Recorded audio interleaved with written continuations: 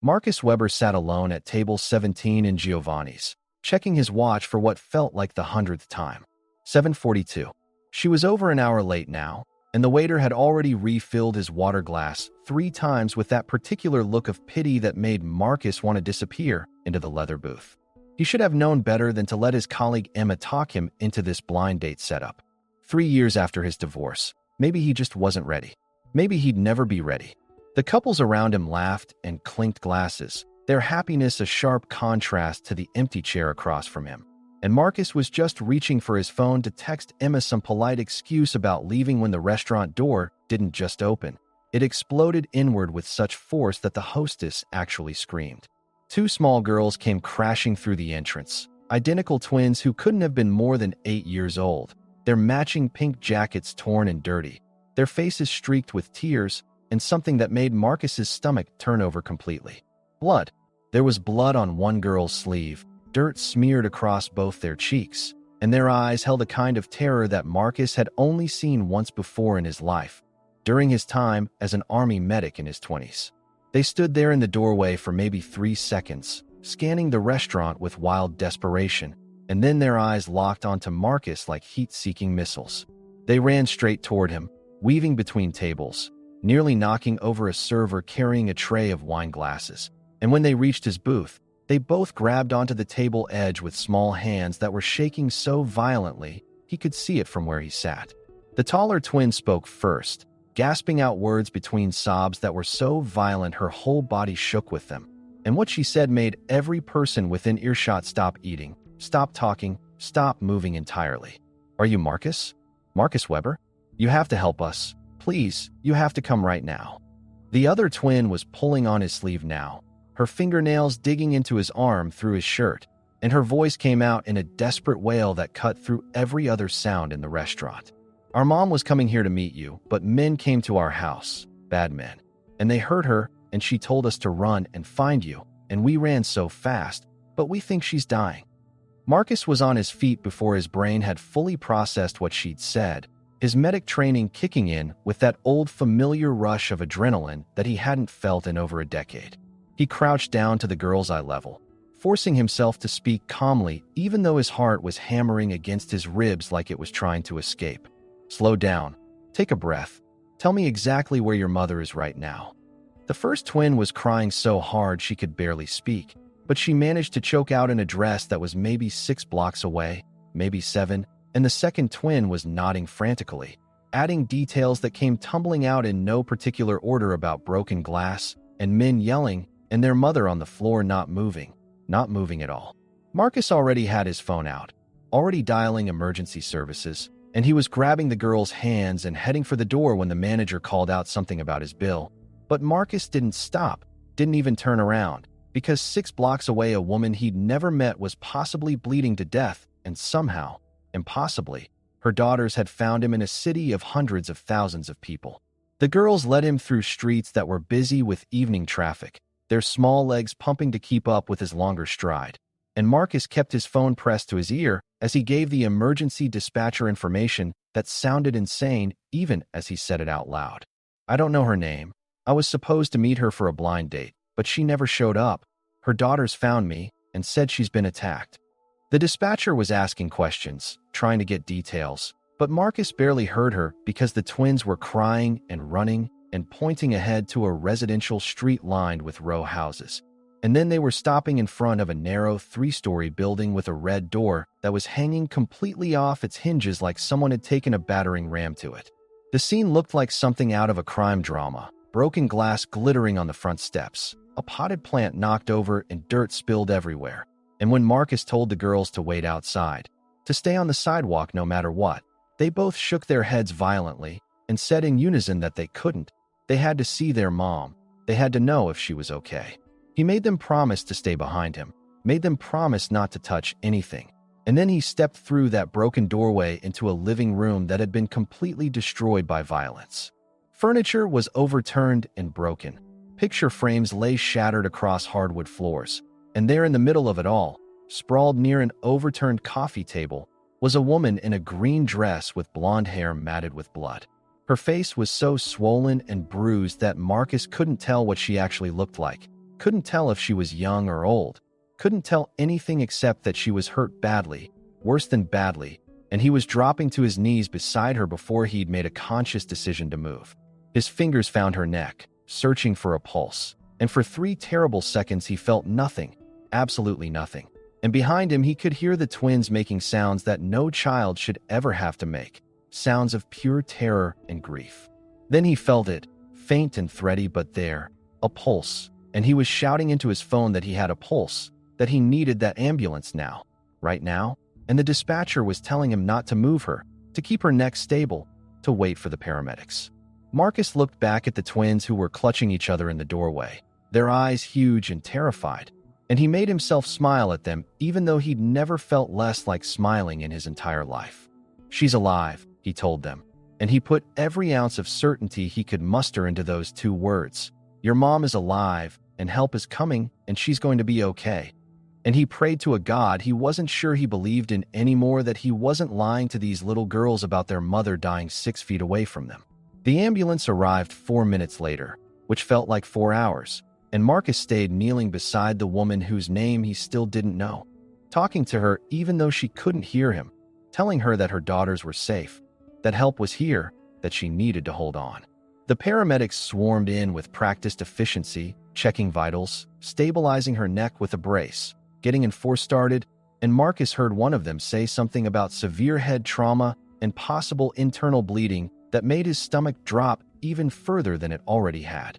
They loaded her onto a stretcher with movements that looked almost choreographed, and the twins tried to follow, but a police officer who'd arrived with the ambulance held them back gently, telling them they needed to answer some questions first. The taller twin, the one who'd spoken first in the restaurant, started screaming that they had to go with their mother, that they couldn't leave her alone, and her voice cracked with such desperation that Marcus found himself stepping forward without thinking, putting himself between the officer and the girls. "Officer, these kids just watched their mother get beaten nearly to death. They're traumatized and terrified. Can they come to the hospital with me, and you can question them there?" The officer, a young woman with kind eyes but a firm set to her jaw, looked at Marcus with obvious suspicion and asked the question he'd been dreading since this whole nightmare started. "And who exactly are you to these girls?" Marcus stopped, his mouth open, because what was he supposed to say? That he was a stranger who'd been stood up for a date? That he'd known these children for less than 15 minutes? That he had absolutely no legal right to be involved in any of this? But before he could figure out how to explain the inexplicable, the second twin grabbed his hand and said in a voice that was small but absolutely certain, "He's Marcus. Our mom was supposed to meet him tonight. She showed us his picture before she got ready. She said he was nice, and we should remember his face in case of emergency. And this is emergency." The officer's expression shifted from suspicion to something like confusion mixed with sympathy, and she was about to say something when an older officer approached, a gray-haired man with sergeant stripes who looked like he'd seen everything twice. He listened to his partner's quick explanation, looked at Marcus, looked at the twins clutching his hands like lifelines, and made a decision that Marcus suspected was bending several rules. "Let them go to the hospital. We'll follow up there. Right now we need to secure this scene and start looking for suspects," he said. And then he looked directly at the twins with an expression that was surprisingly gentle for someone built like a brick wall. "Girls, I need you to think very carefully. Did you see the men who hurt your mother? Can you tell me anything about them?" The twins looked at each other, that weird silent communication that twins supposedly have, and then the taller one spoke in a voice that was barely above a whisper, but somehow carried more weight than a shout. "There were 3 men. One was really big with a tattoo on his neck, one had a shaved head and was wearing all black, and one was—" She stopped, her voice breaking completely. "One was our dad." The words hung in the air like a bomb that hadn't exploded yet, and Marcus felt something cold and terrible settle in his chest, because suddenly this wasn't just a random home invasion or a robbery gone wrong. This was something much darker, much more complicated, and these 2 little girls had just identified their own father as one of their mother's attackers. The sergeant's expression hardened into something dangerous, and he was immediately on his radio, calling for additional units, ordering someone to run a name that one of the twins provided, and Marcus heard him say something about a possible domestic situation and a suspect who was likely armed and definitely dangerous. The younger officer looked at Marcus and told him in a voice that left no room for argument that he needed to take the girls to the hospital immediately, stay with them, don't let them out of his sight, and give a full statement as soon as possible because this had just become a potential attempted murder case with parental involvement, which meant it was about to get very messy very fast. Marcus ended up in a police cruiser with the twins, his car still parked illegally outside the restaurant 6 blocks away. His blind date officially the strangest and most terrifying evening of his life. The girls sat on either side of him in the back seat, both of them holding his hands so tightly that his fingers were going numb, and he could feel them shaking, could hear their breathing coming in short gasps that sounded dangerously close to hyperventilation. He made himself talk to them, made himself ask their names, made himself sound calm and steady even though his own heart was still racing. "I'm Sophie," the taller twin said quietly. "And she's Lisa. We're 8.5, and our mom's name is Julia Bergman, and she's a lawyer, and she was really excited about meeting you tonight." Lisa added in an even smaller voice. She put on her favorite dress, the green one, and she did her hair special, and she told us that maybe this time she'd finally meet someone good, someone who wasn't like Dad. Marcus felt his throat tighten because Julia Bergman had gotten dressed up for their date, had been excited and hopeful, and instead of a nice dinner, she'd ended up beaten unconscious on her living room floor while her daughters ran for their lives. He asked them gently, carefully, about their father, about why he'd done this, and what they told him made him want to turn the police car around and hunt the man down himself. Their father, whose name was Stefan Bergman, had been married to Julia for 10 years before she'd finally gotten the courage to divorce him 2 years ago, and according to the twins, he'd spent those 10 years making their mother's life miserable. He'd never hit the girls, they were very clear about that, but he'd hit their mother, hit her where the bruises wouldn't show, hit her and then apologized and promised to change, and never changed. He'd controlled their money, controlled where Julia went and who she saw, controlled every aspect of their lives until Julia had finally left him and taken the girls with her. The divorce had been brutal, Lisa said, her voice shaking with remembered fear. Their dad had fought for custody not because he wanted them, but because he wanted to hurt their mother, wanted to take away the thing she loved most. But the judge had seen through him, Sophie added, had given their mother full custody with their father only getting supervised visits every other weekend. Visits that had stopped 6 months ago when he'd shown up drunk and tried to take the girls without permission. Julia had gotten a restraining order after that, had changed the locks, had done everything the lawyers and police told her to do. But restraining orders were just pieces of paper, Marcus thought grimly. They couldn't stop a man who'd already decided that if he couldn't have his family, nobody could. The police cruiser pulled up to the emergency room entrance, and Marcus climbed out with the twins still attached to his hands.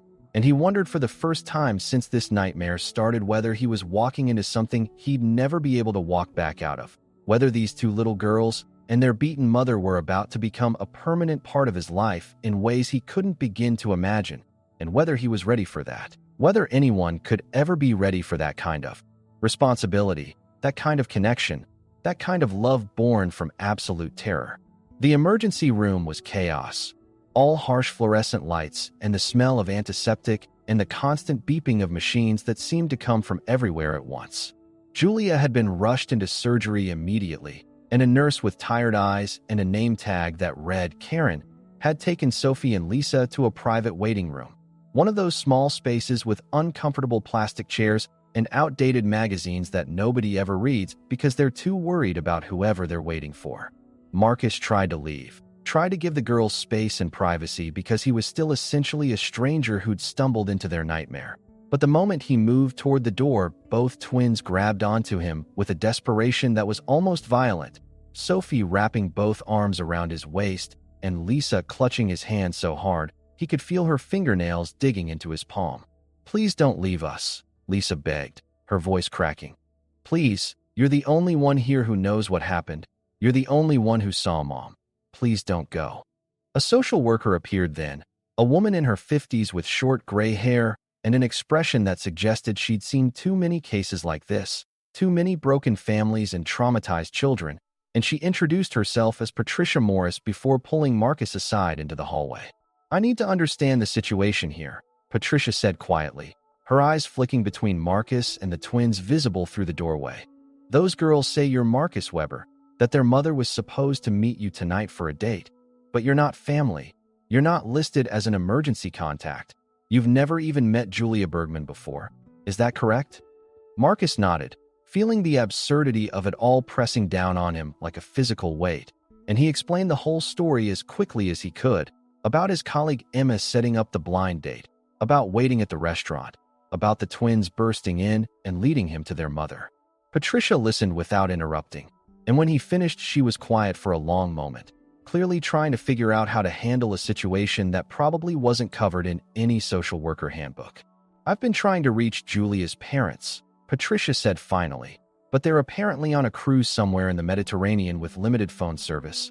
I left messages, but it could be hours or even days before they get them. And in the meantime, those girls have no one."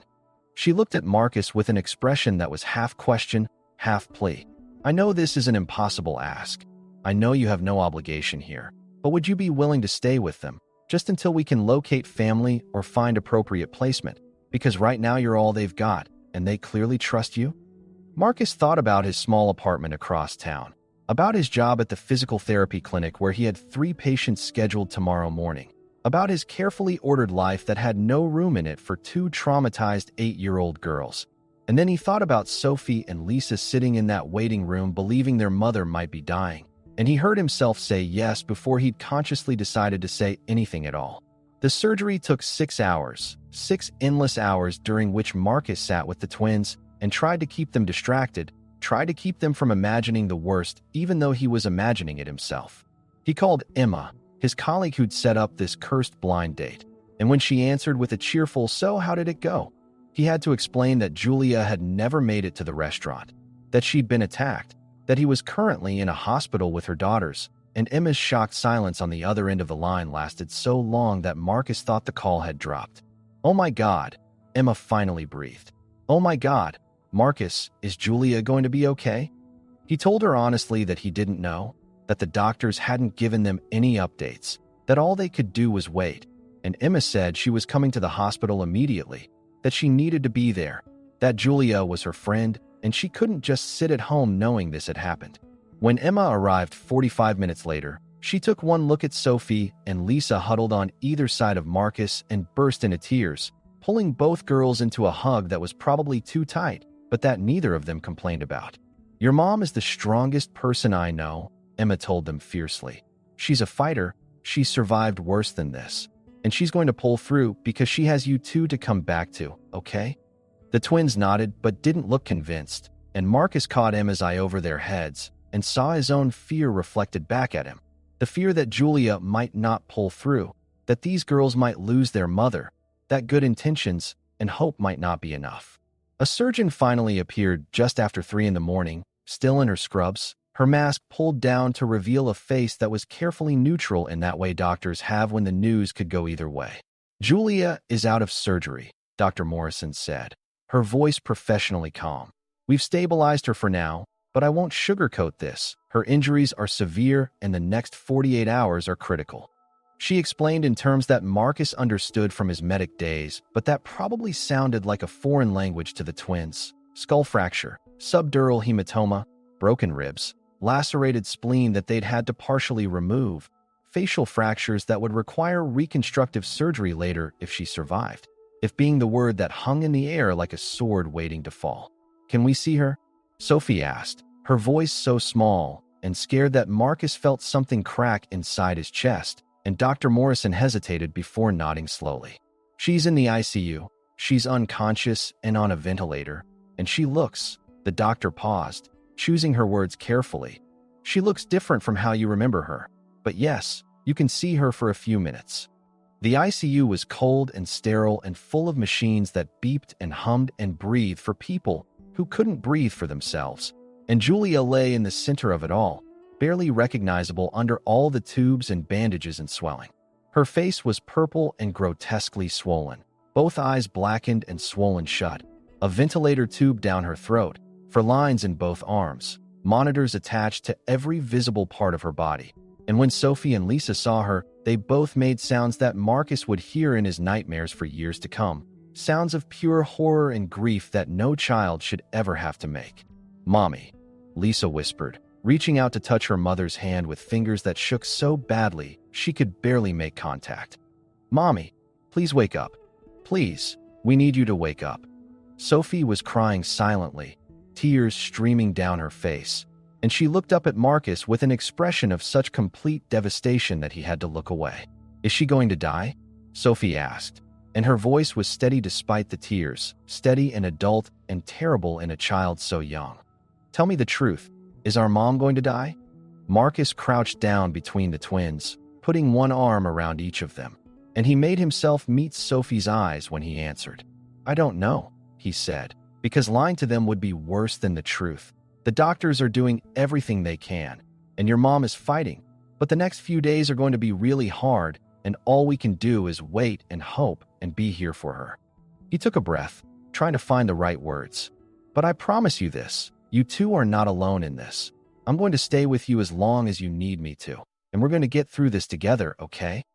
Both girls nodded, and then they turned back to their mother, and Marcus stood there with his arms around two children he'd met less than 8 hours ago, in a hospital ICU at 3 in the morning, and wondered how his life had gone from lonely blind date to this, how the universe had decided that he was the person these girls needed to find, and whether he was strong enough to be what they needed him to be, because right now he felt like he was barely holding himself together, let alone capable of holding them together. But he didn't have a choice, didn't have the option to walk away, because they were looking at him like he was their only anchor in a world that had just completely fallen apart around them. They left the ICU 20 minutes later because the nurses insisted, gently but firmly, that Julia needed rest and the girls needed sleep, even though Marcus knew that sleep was probably impossible for them tonight. He took Sophie and Lisa back to the waiting room where Emma was pacing and talking urgently on her phone, and when she saw them, she ended the call abruptly and pulled Marcus aside with an expression that made his stomach clench with fresh worry. "The police just called me," Emma said in a low voice, glancing at the twins to make sure they couldn't hear. "They found Stefan Bergman, or rather, they found his car abandoned near the highway with blood on the steering wheel and what looks like a hastily packed bag in the trunk, but Stefan himself is gone, vanished, and they think he might be planning to run, maybe leave the country entirely." Marcus felt cold dread wash over him because if Stefan was running, that meant he knew exactly how badly he'd hurt Julia. Meant he understood that he was looking at serious prison time, and desperate men who were already violent did desperate, violent things. "What about the other two men?"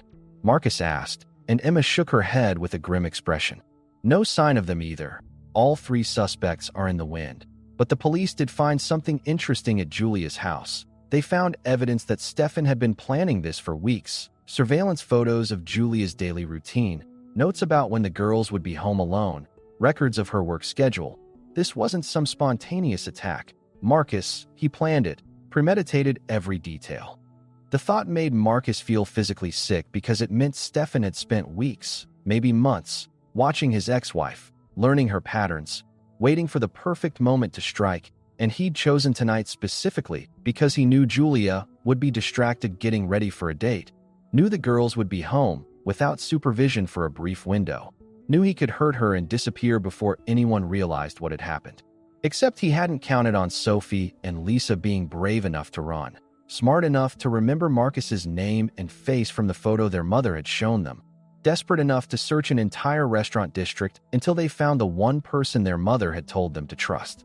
Emma went home around 4 in the morning after making Marcus promise to call if anything changed, and Patricia, the social worker, returned with paperwork that needed to be filled out and questions that needed to be answered about temporary guardianship and emergency placement. Marcus explained that he had a 2-bedroom apartment, that he'd been living alone since his divorce 3 years ago, that he worked regular hours at a physical therapy clinic and could potentially adjust his schedule if needed, and Patricia listened while taking notes on a clipboard that seemed to have endless forms attached to it. "This is highly irregular," Patricia said for probably the 5th time that night. "Normally we place the children with family or in foster care until the situation stabilizes, but given the circumstances and the fact that the girls have specifically requested to stay with you, and given that their father is currently a fugitive who might pose a danger to them if he thinks they can identify him," she paused. clearly wrestling with regulations versus reality. I'm going to approve temporary emergency guardianship for 72 hours, after which we'll need to reassess based on Julia's condition and whether we've located any appropriate family members. She handed Marcus a stack of papers that felt impossibly heavy. You'll need to sign here, and initial here, and understand that you're taking legal responsibility for these children's welfare, safety, and care, and if anything happens to them, if they're harmed or endangered in any way while in your custody, you could face serious legal consequences. Marcus took the pen she offered and signed without hesitation, because legal consequences were the least of his worries right now. And Sophie and Lisa were watching him from across the room with expressions that were desperately hopeful, like they were afraid he might change his mind, might decide they were too much trouble, might leave them alone the way everyone else in their lives seemed to have left them alone when they needed help most. The sun was starting to rise when Marcus finally took the girls to his apartment, driving through empty streets in his car that Emma had kindly retrieved from the restaurant parking lot. And Sophie and Lisa sat in the back seat without speaking, both of them staring out the windows at the city waking up around them like they couldn't quite believe any of this was real. Marcus's apartment felt too small and too empty when they walked in. Just a simple two-bedroom place with basic furniture and not much personality because he'd never really bothered to make it feel like home after the divorce, had never seen the point when it was just him rattling around in rooms that echoed. You girls can sleep in my bed, Marcus said, showing them to his bedroom which at least had clean sheets even if the rest of the apartment was a disaster of unwashed dishes and laundry he'd been meaning to fold for 3 days. I'll take the couch. And tomorrow, well, later today I guess, we'll figure out what comes next. Lisa looked at the bed and then at Sophie, and something silent passed between them before Lisa turned to Marcus with tears starting to well up again. Can you stay in here with us? Lisa asked, her voice barely a whisper. We don't want to be alone. We keep thinking about Mom and about Dad coming back, and we're scared. We're so scared. Marcus felt his heart break cleanly in two because these were children who'd watched their mother nearly beaten to death, who'd had to run through dark streets to find a stranger, who'd spent hours in a hospital not knowing if they'd ever see their mother conscious again. And now they were in an unfamiliar apartment with a man they barely knew, expected to sleep when sleep felt impossible. He grabbed pillows and blankets from the closet and made a makeshift bed on the floor beside his actual bed, and he told Sophie and Lisa to climb under the covers while he stretched out on the floor, and he left the bedside lamp on because darkness felt too heavy right now, too full of possibilities that none of them wanted to think about. Marcus. Sophie's voice came from above him after maybe 10 minutes of silence, and he turned his head to see her leaning over the edge of the bed, her face pale and exhausted in the lamplight. Why did you help us? You don't even know us. You could have just stayed at the restaurant. You could have called the police and let them handle it. But you came with us and you stayed with us, and you're still here. Why? It was a good question, maybe the only question that mattered, and Marcus thought about it carefully before answering, because these girls deserved honesty, deserved to understand that there were still people in the world who showed up when it mattered. When I was younger, when I was in the army, I was a medic, Marcus said quietly, staring at the ceiling, and my job was to run toward danger, to run toward people who were hurt and scared, and to do whatever I could to help them survive. I saw a lot of terrible things, saw people hurt in ways that still give me nightmares, but I also saw something beautiful. I saw what happens when someone shows up for another person in their darkest moment. I saw how much difference one person can make just by being there, by refusing to walk away. He took a breath, remembering things he'd tried hard to forget. I left the army 8 years ago, came home, got married, started a normal life, and I thought I was done with emergencies, done with crisis, done with that feeling of being needed. But tonight when you two ran into that restaurant, when you asked for help, something in me just, he paused, searching for the right word. Something in me just knew I had to help, had to be the person you needed me to be, because that's what we're supposed to do as human beings. We're supposed to show up for each other, especially children, especially when they're terrified and alone. Sophie was quiet for a long moment, and then she said something that made Marcus's eyes burn with tears he refused to let fall. Our dad used to say that caring about other people was weakness, that looking out for yourself was the only thing that mattered. But Mom always told us he was wrong, told us that caring was strength, and I think she was right. I think you're proof she was right. Lisa's voice joined her sister's from the other side of the bed, sleepy but determined. When Mom wakes up, and she will wake up, she has to wake up. I'm going to tell her that you were exactly the kind of person she hoped you'd be, the kind of person who doesn't run away when things get hard. Marcus didn't trust himself to speak, so he just reached up and squeezed both girls' hands where they dangled over the edge of the bed, and eventually, finally, he heard their breathing slow and deepen into something like sleep. He lay awake on the floor watching the sunrise paint colors across his bedroom ceiling. And he thought about Julia Bergman lying in a hospital bed fighting for her life, about Stefan Bergman somewhere out there in the city or beyond it, dangerous and desperate and still free, about two little girls who'd lost everything in one terrible night and somehow still had the courage to hope, the strength to trust, the faith to believe that tomorrow might be better than today. His phone buzzed with a text from the hospital, from Dr. Morrison, and his hands were shaking as he opened it, because this message could change everything. Could be the news that would shatter Sophie and Lisa completely or give them reason to keep hoping. Julia's vitals are stable, the message read. No changes overnight, still critical but holding steady. We're cautiously optimistic, but the next 24 hours remain crucial. She's a fighter, Mr. Weber, and she's got a lot to fight for. Marcus closed his eyes and let himself feel relief for the first time since this nightmare had started. Let himself believe that maybe, just maybe, this story might have a chance at something other than a tragic ending. And he thought about how strange it was that 12 hours ago his biggest worry had been whether his blind date would show up, whether he'd finally be ready to open his heart to someone new after years of careful isolation. And now here he was responsible for two children whose lives had been shattered, connected to a woman he'd never even met, but who was somehow already changing everything about his carefully controlled existence.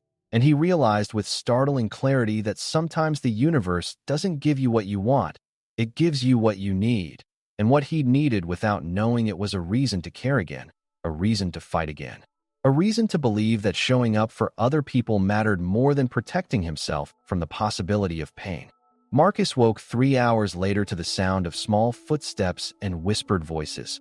And for a confused moment, he couldn't remember where he was or why his back was screaming in agony from sleeping on a hardwood floor. But then it all came flooding back, and he sat up to find Sophie and Lisa standing in his bedroom doorway wearing the same clothes from last night, their faces puffy from crying and lack of sleep, looking lost and uncertain in the morning light streaming through his windows. "We didn't want to wake you," Sophie said quietly, twisting her hands together in a nervous gesture that Marcus suspected was a habit born from years of walking on eggshells around their father. "But we're hungry, and we didn't know if we were allowed to go into your kitchen or if we should wait, or what the rules are here." The fact that these 8-year-old girls who'd been through hell were worried about permission to eat breakfast in the home where they were supposed to feel safe made something twist painfully in Marcus's chest, and he got to his feet despite every muscle in his body protesting the movement. "There are no rules like that here," he said firmly, leading them toward the kitchen. "If you're hungry, you eat. If you're thirsty, you drink. If you need something, you ask or you just take it. This isn't your father's house where you had to be afraid of doing something wrong, okay?" He opened his refrigerator to reveal a depressing collection of takeout containers, expired milk, and not much else because cooking for one had never seemed worth the effort. But he found eggs that were still good and bread that wasn't too stale, and he made them scrambled eggs and toast while they sat at his small kitchen table watching him with expressions that were hard to read.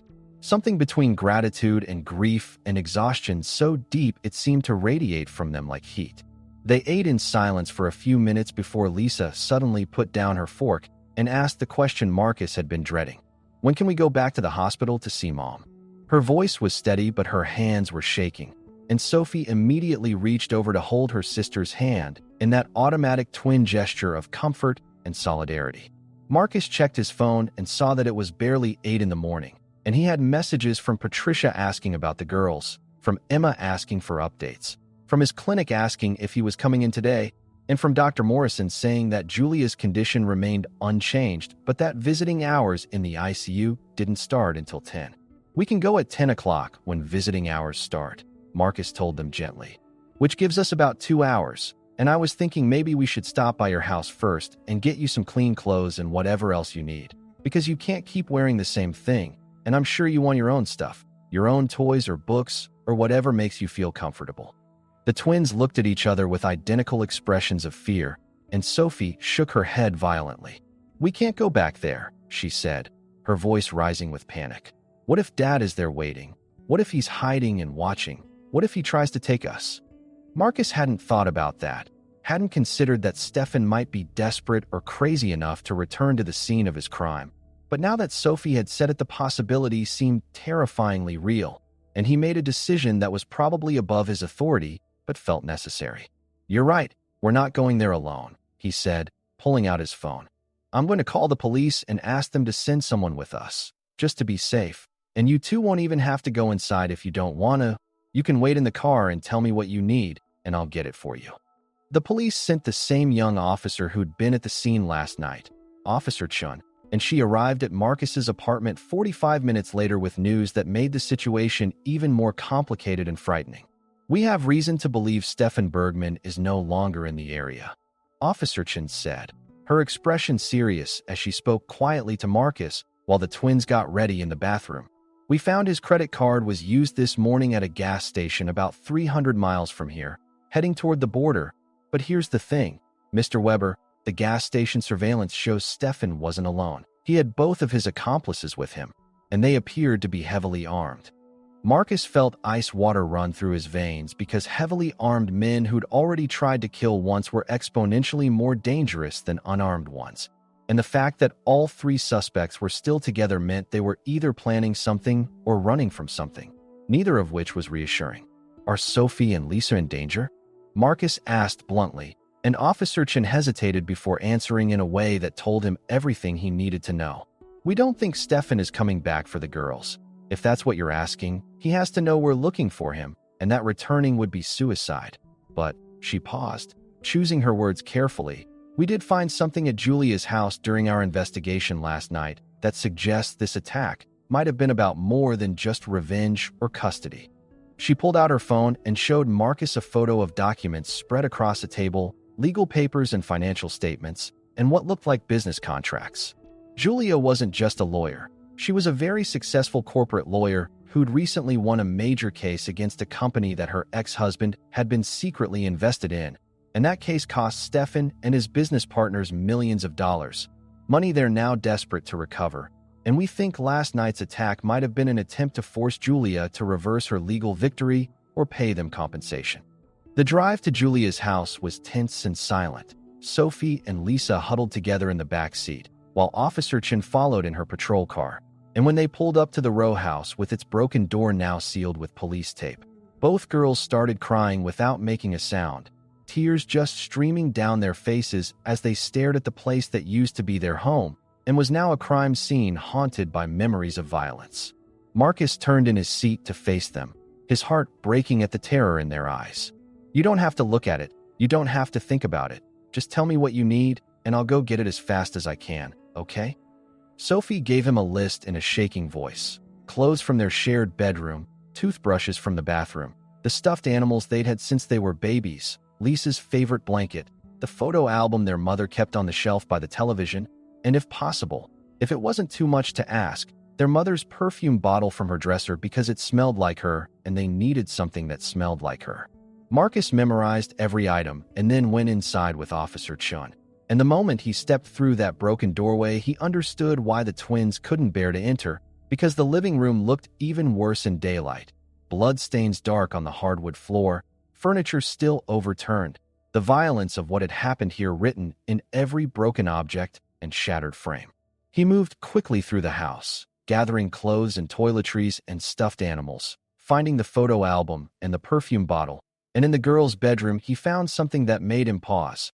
A drawing on the wall above their beds, clearly done by the twins themselves, showing a stick-figure family of three, 2 girls and a woman, all holding hands under a bright yellow sun, and underneath in careful child handwriting were the words, "Our family, strong together." When Marcus returned to the car with bags full of the girls' belongings, Sophie and Lisa fell on them like drowning people finding life preservers, clutching their stuffed animals and burying their faces in their mother's perfume bottle, breathing in the scent like it was oxygen itself. "Thank you," Lisa whispered, and Sophie just nodded because she was crying too hard to speak.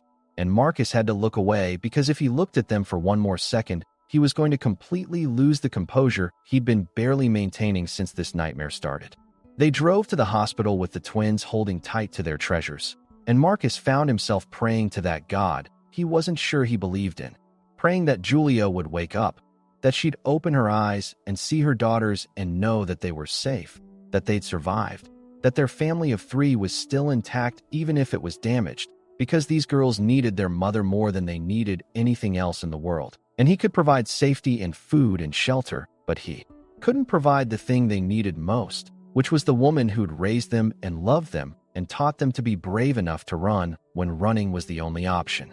The ICU was busy with morning rounds when they arrived, and the nurse at the desk recognized them from last night and smiled sadly, telling them that Julia's condition hadn't changed, but that she'd had a stable night, and Dr. Morrison would be by later to discuss the next steps in her treatment.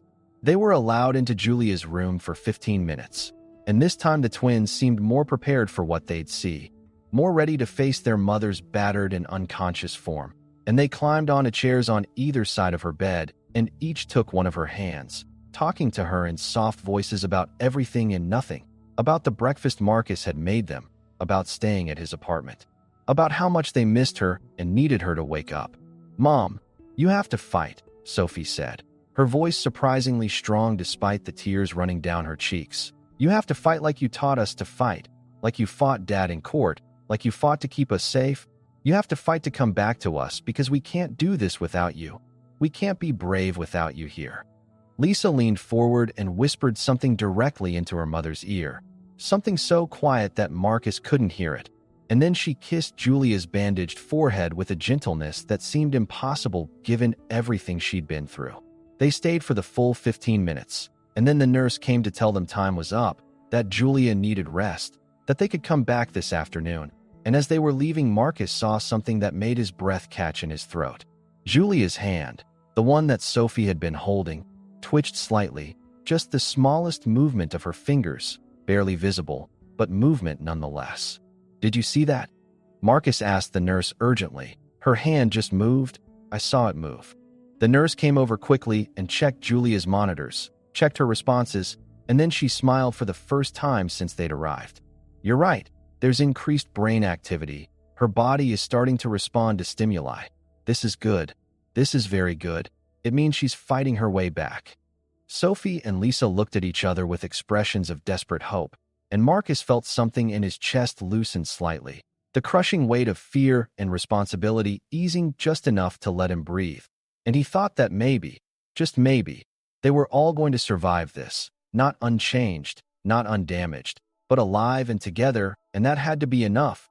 That had to matter, because in the end survival was the first step toward healing, and healing was the only thing that could carry them forward from this moment into whatever came next.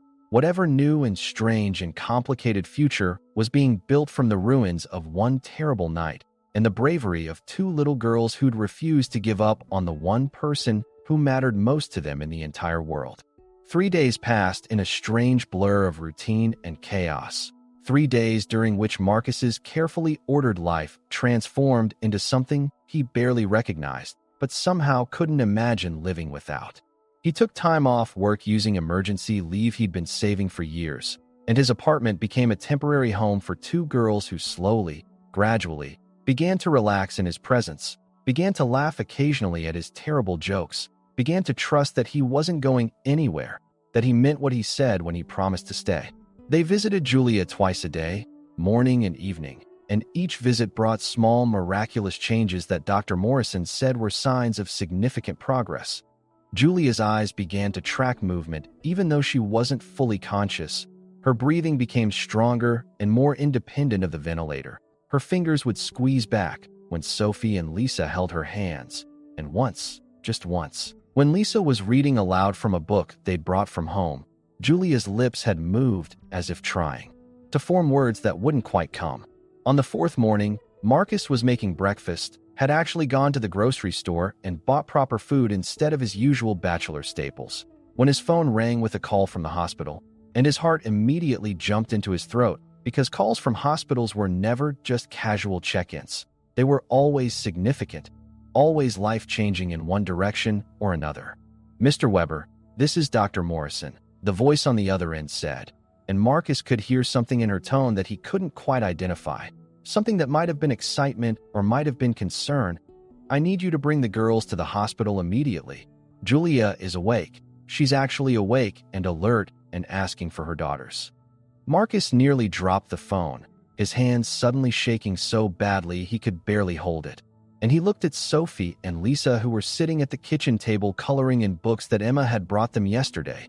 And he saw the exact moment they registered his expression, saw their faces transform from casual concentration to desperate hope. "She's awake," Marcus said, and his voice broke on the words. "Your mom is awake, and she's asking for you."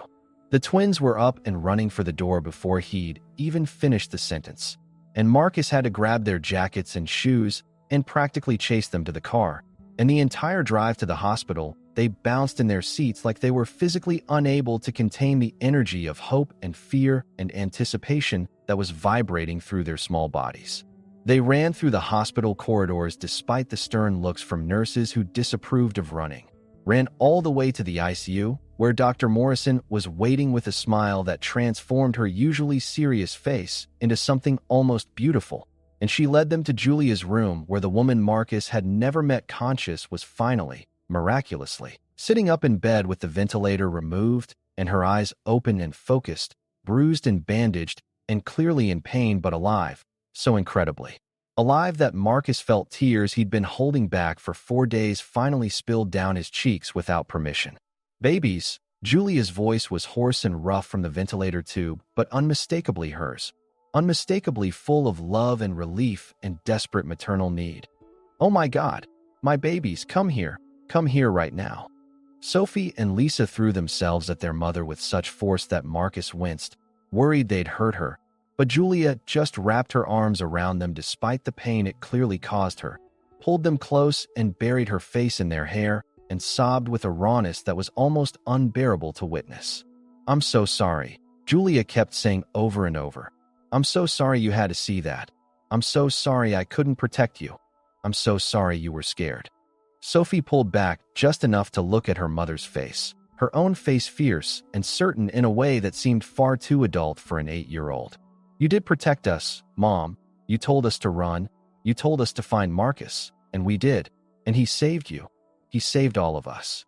Julia's eyes, swollen and blackened but alert and aware, shifted to Marcus for the first time, and he felt the full weight of her gaze, felt her seeing him, really seeing him, evaluating him, trying to understand who this stranger was who'd become so central to her daughter's survival. "You're Marcus Weber," Julia said, and it wasn't a question. "The man I was supposed to meet for dinner, the blind date that Emma set up, the date I ruined by getting attacked by my psychotic ex-husband and his criminal friends." Her voice was dry, almost bitter, but there was something else underneath, something that might have been gratitude, or might have been embarrassment, or might have been the complicated mix of emotions that came with having a complete stranger see you at your absolute lowest point. Marcus stepped closer to the bed, suddenly aware that this was the first real conversation he was having with the woman whose children he'd been caring for, whose life he'd helped save, whose existence had completely upended his own. "I'm just glad you're okay," he said, and the words felt inadequate, felt like they couldn't possibly contain everything he'd experienced over the past 4 days. "And I'm glad Sophie and Lisa are okay, and I'm glad we all got through this." Julia reached out her hand, the one that wasn't holding her daughter's, and Marcus took it without hesitation, and her grip was surprisingly strong for someone who'd been through what she'd been through. "Emma told me everything," Julia said quietly. "She came by yesterday when I was still mostly unconscious, sat next to my bed, and told me the whole story, about how the girls found you, about how you've been taking care of them, about how you could have walked away at any point, but you didn't." She paused, emotion making her voice crack. "You saved my life, Marcus. The paramedics said if you hadn't gotten there when you did, if you hadn't known how to keep me stable until they arrived, I would have bled out internally before the ambulance ever made it to my house. So thank you. Thank you for showing up. Thank you for being the person my daughters needed you to be when I couldn't be there for them myself." Marcus didn't know what to say to that, didn't know how to explain that he hadn't done anything special, hadn't done anything that any decent person wouldn't have done in the same situation. But before he could formulate a response, Lisa tugged on Julia's hospital gown with an urgent expression. "Mom, we need to tell you something important," Lisa said, her voice dropping to a whisper even though there was no one else in the room except Dr. Morrison, who was discreetly checking monitors in the corner. "It's about Dad, about why he did this." Julia's expression hardened into something cold and dangerous, and Marcus saw in that moment exactly where her daughters had gotten their strength, their resilience, their refusal to be defeated by circumstances that would have broken most people. "I know why he did it," Julia said, her voice steady despite the obvious pain talking caused her. "The police told me this morning, told me about the business deal, about the money he lost because of my case, about how he'd been planning this attack for weeks." She looked at her daughters with an intensity that was almost physical. "But you need to know something. Both of you need to understand this. What your father did was not your fault. It was not because of anything you did or didn't do. It was because he's a broken, violent man who couldn't accept that he'd lost control over me, over our lives, over everything he thought he owned." Sophie was crying again, quiet tears that streamed down her face as she listened to her mother speak. "We identified him, Mom. We told the police it was Dad and his friends, and now he's running away, and we're scared he'll come back, scared he'll try to hurt you again or take us or do something even worse." Julia pulled her daughters even closer, and Marcus saw her wince with pain, but she didn't let go, didn't loosen her grip for even a second. "Your father is not coming back," Julia said with absolute certainty. "The police will find him, and even if they don't, even if he runs forever, he's already lost everything that mattered. He's lost you. He's lost any chance of redemption. He's lost his freedom, and most importantly, he's proven to everyone, including himself, that he's exactly what I always said he was. A coward who hurts people weaker than himself because he can't face his own failures." The next hour passed in a flood of doctors and nurses and police officers who needed statements and updates, and Marcus stood back and watched as Julia handled everything with a strength and clarity that seemed impossible given her condition, answering questions about the attack, providing details about Stefan's business dealings, explaining the history of abuse and control that had led to this moment.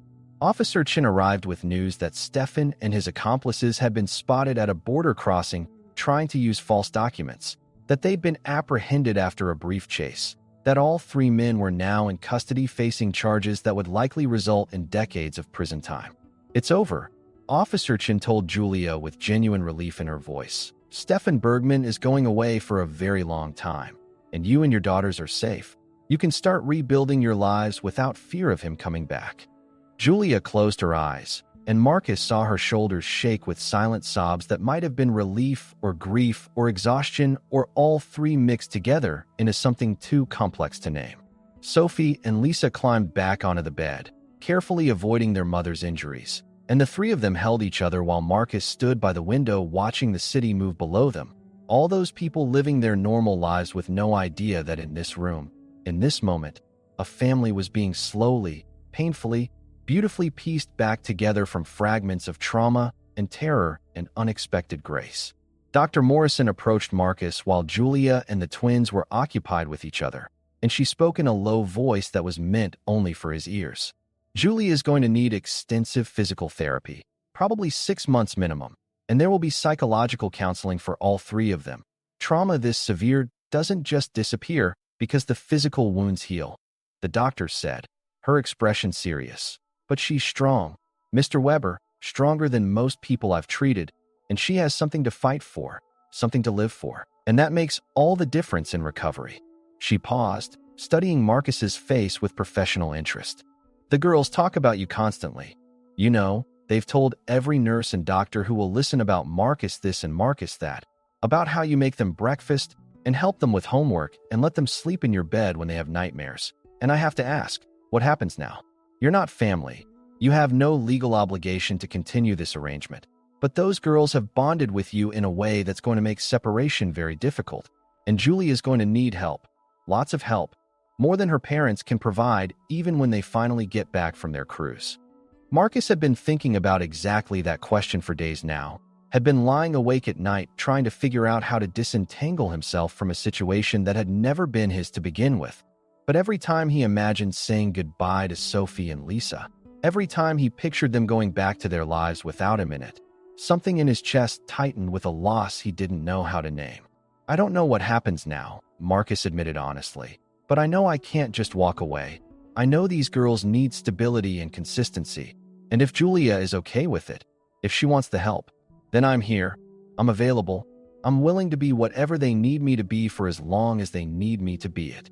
Julia must have heard at least part of that conversation, because when Marcus turned back toward the bed, she was watching him with an expression that was impossible to read, something complicated and thoughtful, and perhaps a little bit wondering.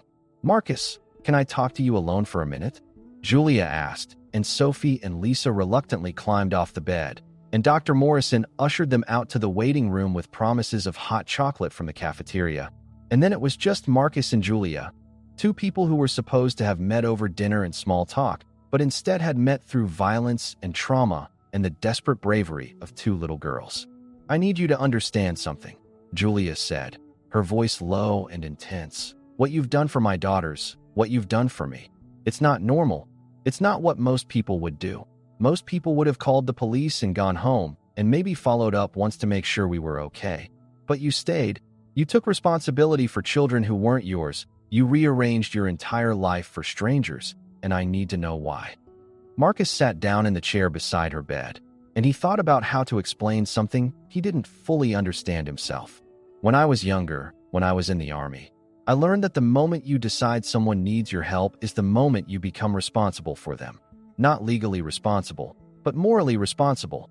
And I know that sounds dramatic or maybe even arrogant, but it's true," he said slowly. "And when your daughters found me, when they asked for help, I became responsible for them. And I couldn't walk away from that responsibility even if I wanted to, which I didn't, because somewhere in the middle of all this chaos and fear and uncertainty, I started to care about them, started to care about you even though I'd never met you. Started to feel like this wasn't just some random crisis I'd stumbled into, but something that mattered, something that was changing me in ways I didn't expect and didn't ask for, but needed more than I knew." Julia was quiet for a long moment, her bruised and swollen face unreadable, and then she did something that Marcus didn't expect at all. She laughed, a short painful laugh that made her wince, but that transformed her face into something that hinted at the woman she'd been before Stefan had tried to destroy her. "So you're telling me that our blind date, the one that never happened, the one that got interrupted by attempted murder and child trauma and felony assault, was actually somehow meant to be?" Julia asked, and there was something almost playful in her voice despite everything. Something that suggested she hadn't lost her sense of humor even after losing almost everything else. Marcus found himself smiling despite the weight of the moment. "I'm saying that maybe the universe has a really twisted sense of timing, and maybe we skipped a few conventional steps in the getting to know you process. But yeah, I think maybe we were supposed to meet, just not the way either of us planned." Julia reached out and took his hand again, and this time her grip was gentler, more intentional, less about gratitude and more about connection. "When I get out of here, when I'm healed enough to function like a normal human being again, I want to take you on a proper date," Julia said, her eyes holding his with an intensity that made his heart skip. "I want to buy you dinner at the nicest restaurant in town. I want to wear something beautiful that doesn't have bloodstains on it. I want to have a conversation that doesn't involve police statements or medical diagnoses. And I want to see if the person I'm getting to know through crisis is the same person I might have fallen for over wine and pasta." Marcus squeezed her hand gently. "I'd like that," he said simply. "I'd really like that." 6 weeks later, after Julia had been released from the hospital and moved into a new apartment with better security and no memories of violence, after Sophie and Lisa had started therapy and slowly begun to sleep through the night without nightmares, after Stefan Bergman had been sentenced to 28 years in prison with no possibility of parole, after Marcus had somehow transitioned from temporary guardian to permanent fixture in the girls' lives, he finally got that date. Julia wore a blue dress that brought out her eyes that still had faint bruising around them, but that sparkled with life and determination and something that might have been hope. And Marcus picked her up at 7 o'clock exactly, not a minute late this time, and they went to Giovanni's, the same restaurant where this whole impossible story had started. They sat at a different table this time, one by the window with a view of the street outside. And they ordered wine and appetizers and laughed about how surreal it felt to be here, like normal people on a normal date after everything that had happened. You know what's crazy? Julia said as they waited for their main courses, Emma keeps apologizing for setting up this blind date. Keeps saying she feels responsible for everything that happened. But I keep telling her that if she hadn't pushed me to try dating again, if she hadn't convinced me to give you a chance, my daughters might not have known who to look for that night, might not have found you, might not have found help in time. She paused, her expression growing serious. Emma didn't cause what Stefan did. Stefan caused what Stefan did. But Emma gave us a lifeline without knowing it. Gave us your name and your face and the information we needed to survive. So in a weird way, this disaster of a blind date might have actually saved our lives. Marcus thought about that, about how one small decision could ripple outward in ways no one could predict, about how saying yes to a date he hadn't really wanted had led to this moment, this connection, this strange and beautiful and complicated family that was forming around him whether he'd planned for it or not. I have something to tell you, Marcus said, setting down his wine glass and looking at Julia with an expression that was nervous but determined, something I've been thinking about for weeks now, but wasn't sure how to bring up. Julia raised an eyebrow, waiting, and Marcus took a deep breath before continuing. My lease is up next month, and I've been looking at bigger apartments, places with 3 bedrooms instead of 2, places that could accommodate a family instead of just a bachelor who eats takeout too often and never makes his bed. He watched Julia's face carefully, trying to gauge her reaction. And I keep thinking about how Sophie and Lisa are at my place 3 or 4 nights a week anyway. About how we've all fallen into this routine that works, that feels natural, and I keep wondering if maybe we should stop pretending this is temporary and figure out how to make it permanent. Julia's eyes widened, and Marcus rushed on before she could respond. I'm not saying we should move in together. I know that's way too fast, and probably not appropriate given that we've only been on one actual date. But I'm saying that I want to be part of your lives, part of the girls' lives, in a real and lasting way. And I want to figure out what that looks like, how we can build something stable and healthy and good from all this chaos and trauma. Julia was quiet for what felt like an eternity, and Marcus felt panic rising in his chest because maybe he'd misread everything. Maybe she didn't want him as involved as he wanted to be. Maybe he'd just destroyed the fragile thing they were building together. But then Julia smiled, really smiled, the kind of smile that transformed her still healing face into something radiant and alive. And she reached across the table to take both of his hands in hers. Marcus Weber, when my daughters ran into that restaurant 6 weeks ago looking for a stranger who might help them, they found you. And you could have been anyone. You could have been someone who said no, someone who called the police and went home, someone who helped once and then disappeared. But instead you were you. You were someone who showed up and kept showing up and never stopped showing up, Julia said, her voice thick with emotion. And I think maybe that says something about fate or destiny or whatever you want to call it. And I think maybe we're all exactly where we're supposed to be, even if getting here was the most painful, terrifying journey any of us could have imagined. She squeezed his hands tighter. So yes, let's figure out what permanent looks like. Let's build something real and stable and good. Let's be a family in whatever form that takes, because Sophie and Lisa love you, and I'm falling in love with you. And I think maybe we all deserve happiness after surviving what we survived, after fighting our way back from the edge of losing everything. Marcus felt something loosen in his chest, something that had been tight and afraid for longer than just these past 6 weeks, something that had been tight and afraid since his divorce, since the failure of his first attempt at building a life with someone, since he'd stopped believing that love was worth the risk of potential loss. I'm falling in love with you too, he said. And the words felt both terrifying and liberating, felt like jumping off a cliff and finding out he could fly. And with your daughters, with this weird makeshift family we're building, with the whole impossible situation that shouldn't work but somehow does. They finished dinner talking about logistics and plans and possibilities, about school schedules and therapy appointments, and how to blend their lives together in a way that honored what they'd been through while building towards something better, something hopeful, something that looked remarkably like a future. 3 months after that first real date, Marcus did move into a bigger apartment, a 3-bedroom place with enough space for everyone and good locks on the doors and windows that let in morning light.